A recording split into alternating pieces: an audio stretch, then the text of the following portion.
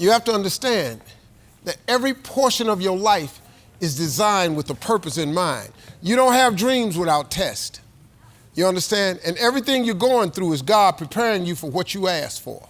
So when you get tested, it's actually God preparing you for what you asked for. You got to have hardships, setbacks, missteps. See, the only way to learn how to get up, you got to fall. Only way to learn how to get over, you got to be under. The only way to learn how to win, you got to lose. Only way to appreciate the laughter, you got to be crying. You would not appreciate the sunshine if it didn't rain. You would not love the morning sunlight if it never got dark. It is designed that way in life, man. So you need everything that happens to you to happen in the exact order. You don't like it. I didn't like being homeless. I didn't like living in a car. I didn't like getting divorced. I didn't like losing everything twice. I didn't like none of that. But it was preparing me for a life he had for me. So having lost everything twice, I have a much greater appreciation for what God has given me now because I done without it. So see, you appreciate, you learn. You gotta have it that way. You don't learn nothing when you're winning. You learn through failure. Failure is the part of the process people don't like, but that's the win. Michael Jordan took over 900 game-winning shots. Michael Jordan ain't made but 147 of them shots. You ain't heard nothing about them misses. They only write about the wins, man. But he learned how to get them 146 by missing 750 times. You see what I'm saying? A baseball player make millions of dollars if he get to the plate and he's successful 3 out of 10 times. 3 out of 10. He just got to get a hit 3 out of 10 times. That's crazy. And you can make millions of dollars because they don't care about them 7 times when you don't get them hits. What they pay you for is them makes. That you can miss 7 out of 10. But if you get 3 hits every 10 times you go to the plate, you finna make hundreds of millions of dollars. Ain't that crazy? And that's how life is, man. It's just a few wins. I had a lot of shows. The majority of shows I've had ain't on TV no more. But Family Feud on there, the Judge Show on there. I only need 3 hits. All I need is 3 hits. I got 3 hits. Come on, y'all. The boredom of normalcy and the numbness of mediocrity stiffens your passion. What that meant was, I was so sick of myself. I was so bored in my life, man. I was so tired of being mediocre. I was just tired of it, and it was all my fault. I was mediocre because I wasn't doing the things to be exceptional. And I was bored. I was losing my mind, man, on the assembly line at Ford Motor Company, going door to door selling life insurance at a debit company. I was tripping, man. I said, man, what is this? My life can't be this. You know, you ever say to yourself, man, it's gotta be more to my life than this? If you've ever said that, that's cause it is. I was determined to be something. And my dreams of being a TV personality was bigger than, I was homeless, man. I mean, you're in a position where you're going, I got nowhere to go except up. I don't know how you feel about poverty, but that got on my nerves. And homeless is a whole nother level of poverty. Not having a bathroom, a bedroom, a back door, a TV. I got real strong in that car.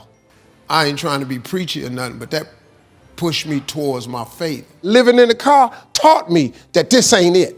So the things I'm going through now, I know this ain't it. That he gonna come get me in a minute. I used to always imagine myself in front of 10,000 people.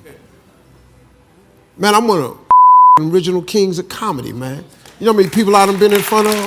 I done told jokes in front of 44,000 people before. God is amazing, man.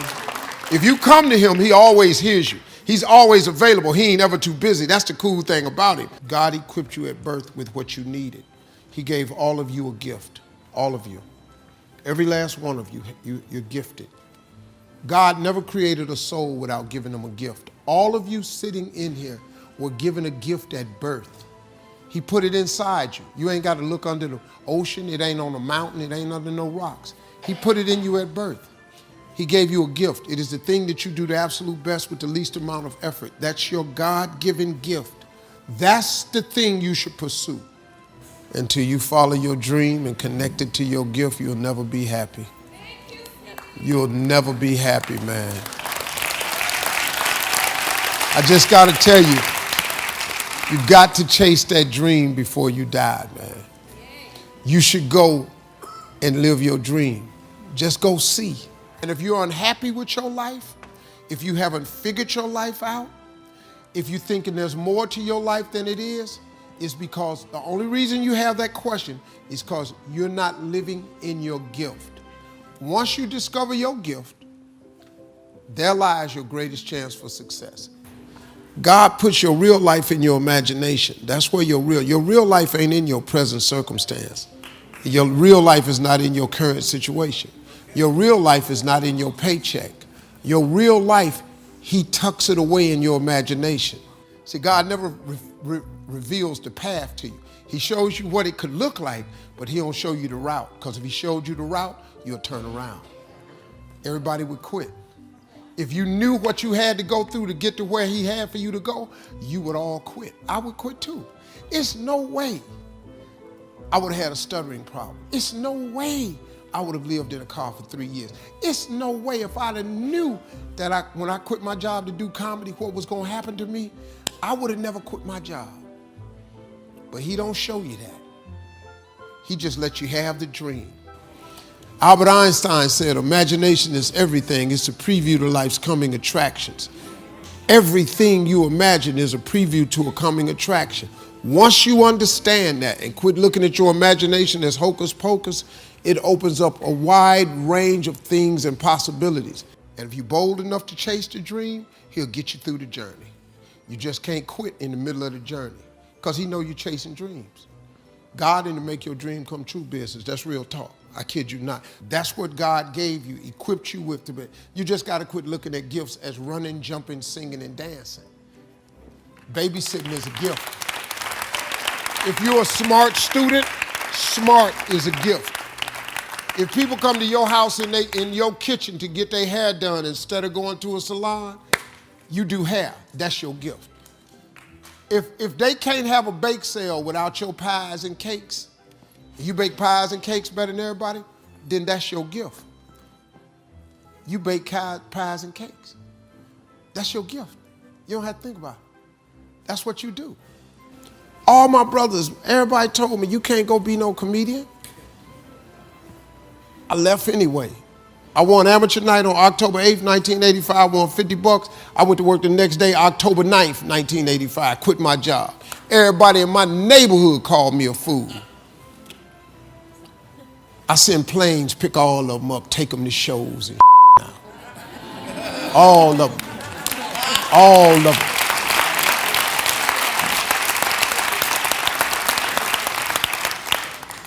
You got to chase that dream before you die, man. Bishop Jake said one time, Bishop Jake said, I would hate to die and never do the thing I was born to do.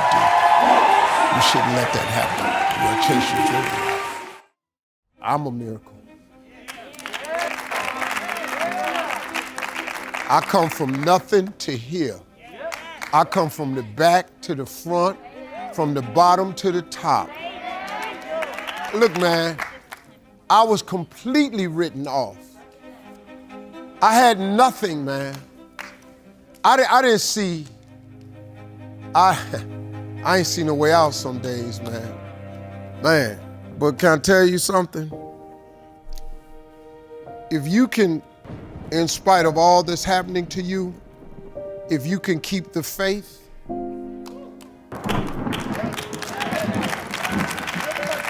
that's all it takes. And it sounds like, well, it don't make no sense. Sometimes that's all you got. You just got to have faith. You got to have the belief in something that you cannot see. And you got to believe that something is going to happen when it don't look like nothing can happen no kind of way. That's all, and I'm gonna tell you something. It's a lot of days when that's all you got. You understand? See, people look at me now and they see this. You ain't see the trip I was on to get here though. See, you missed all that. Oh, Steve, you say that, you got this, you got that. No, man, I'm telling you, bottomed out. I'm telling you, nothing. You can have absolutely no idea how you're going to make it. You can have no idea what your next move is going to be. You can have no idea what you're going to be. But let me tell you what can change all of that. If you can just summon the strength or the will in you to make one connection with your Creator. If you can have a conversation with God, very simple. Hey, God, I need some help here. I can't figure it out. But I don't know if you notice or not, figuring it out ain't your job. There ain't one scripture in the Bible that asks you to figure nothing out. Ask, believe, receive. Look, man, I know the difficulty of that because I had to really wrap my mind around that. What you mean ask, believe, and receive? You got to ask God who created you why you were made. The two most important days in your life are the day you're born and the day you discover why. So you need to get to the why. You're already born, but the only person that knows why is the person that made you. Your mama ain't got to know. Daddy don't know. Your Creator knows. Ask, then you got to believe that He is who He is. So you got to know who you are and you got to know whose you are. You got to understand that. Then, after that, you got to be open to receive the answer. Quit tripping trying to figure it out. The how-to is none of your business. Lord, I want to be rich. And then He don't need you telling Him how to do it. The how-to ain't your business. All I know is I was sick and tired of living in this car. So I made a promise to Him. I said, if you get me out this car and you lift me up, and wherever you take me, when you take me and you get me there, I'm gonna tell everybody it was you.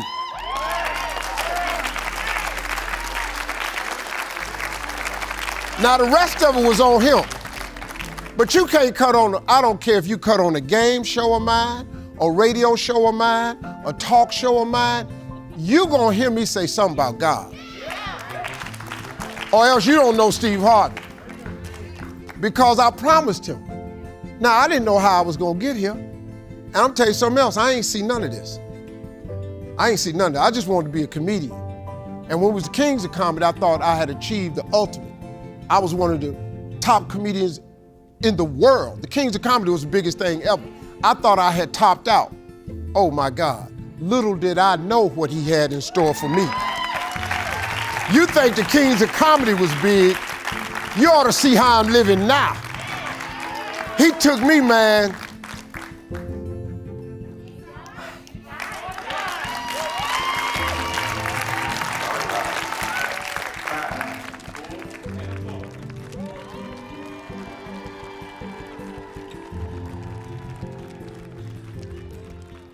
Loyalty has an expiration date. And what I mean by that is, oftentimes you're loyal to people long after their loyalty to you has gone.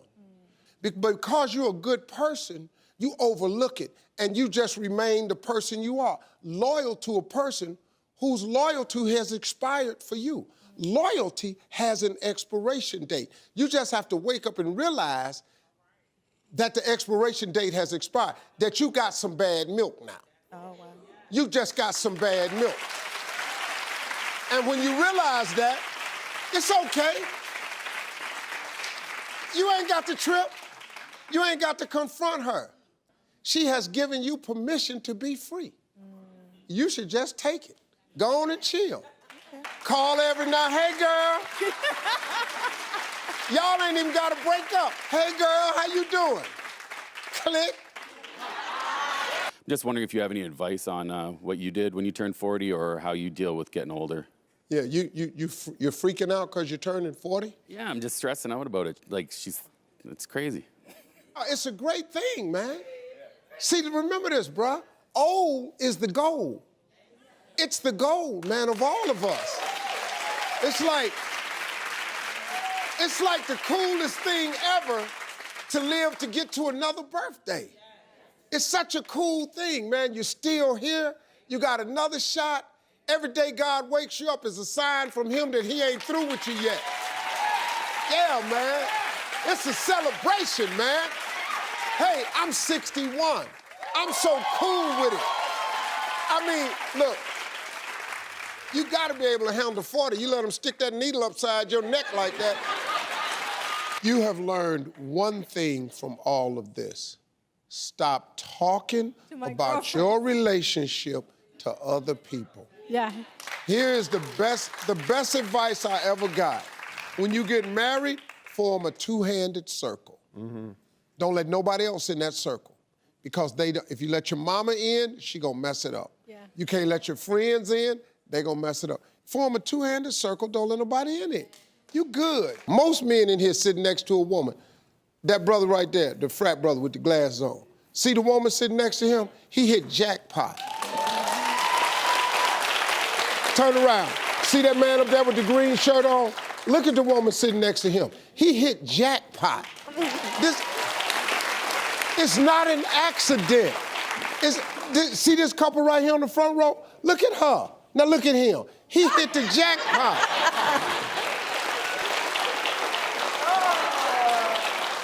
Y'all seen my wife Marjorie? Now look at me. Jackpot. Dog. Now in that, you're trying to hold on tight. But if you squeeze something too tight, it's like toothpaste. If you squeeze toothpaste too tight, it get out the tube. Let her have say-so around the house.